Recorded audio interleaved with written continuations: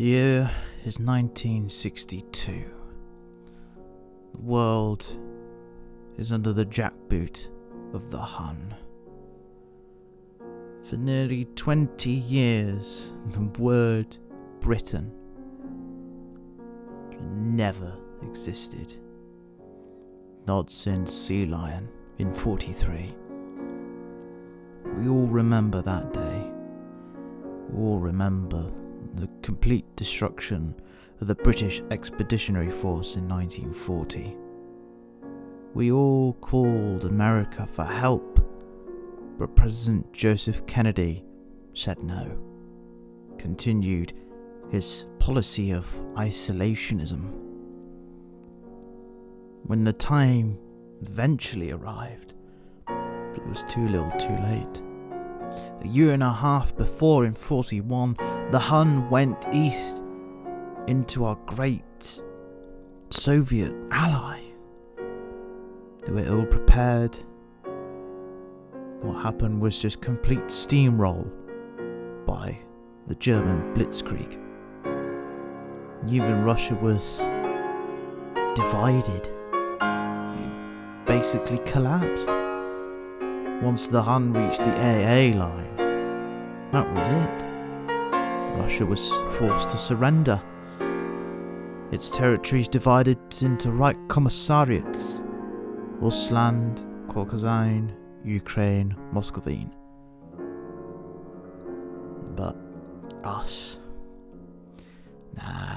they held off the invasion of us for a while, until, of course, their fight in the east had been in total victory. The IRA, swaz it they are, ended up being friendly with old Jerry. Once 43 hit, Sealion had happened, and we just tried. We tried everything. Every Englishman, Welshman, Scotsman, Frenchman, Polish, American. We held out, and we unfortunately were pushed back as far as Scotland. We had no choice but to, surrender. Our once glorious empire had pretty much collapsed entirely within minutes. Britain was gone, right within our own feet. The entirety of so-called Britain had ceased to exist. The country was broken up.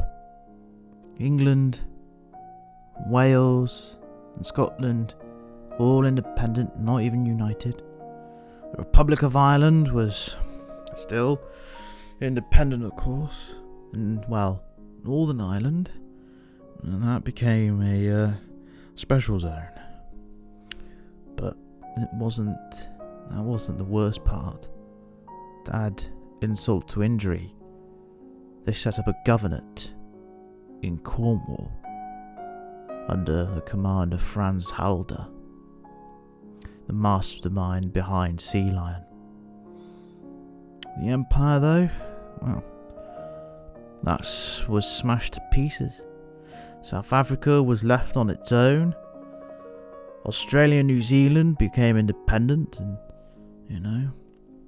our own Asian territories, Malaysia, Burma, India.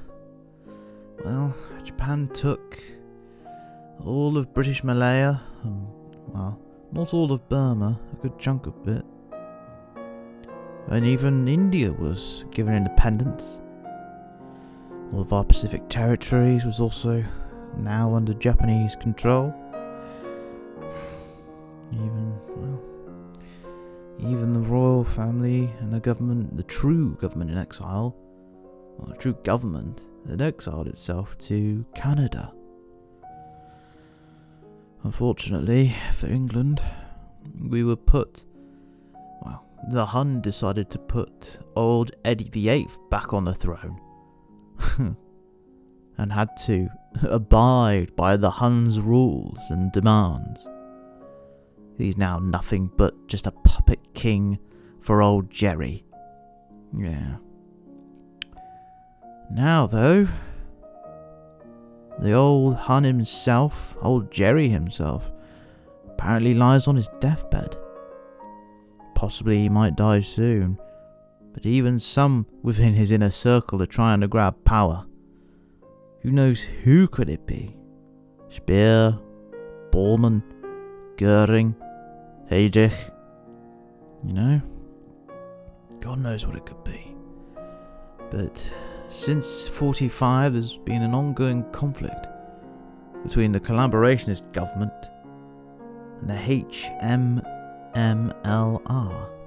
Her Majesty's Most Loyal Resistance, who cease to support and only become loyal to the real true monarch, Queen Elizabeth II.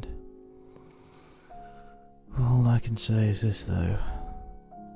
One day, everything might change. One day, the whole of Britain could be reunited as one. Just one day. But since the old terror bombings and conflict between resistance and collaborators, there's not really a lot of hope within the country. You never know. Probably if old Jerry does give up the ghost, it could spark a massive conflict within England alone. Only time will tell. For, as the Hun like to claim, this is the new order.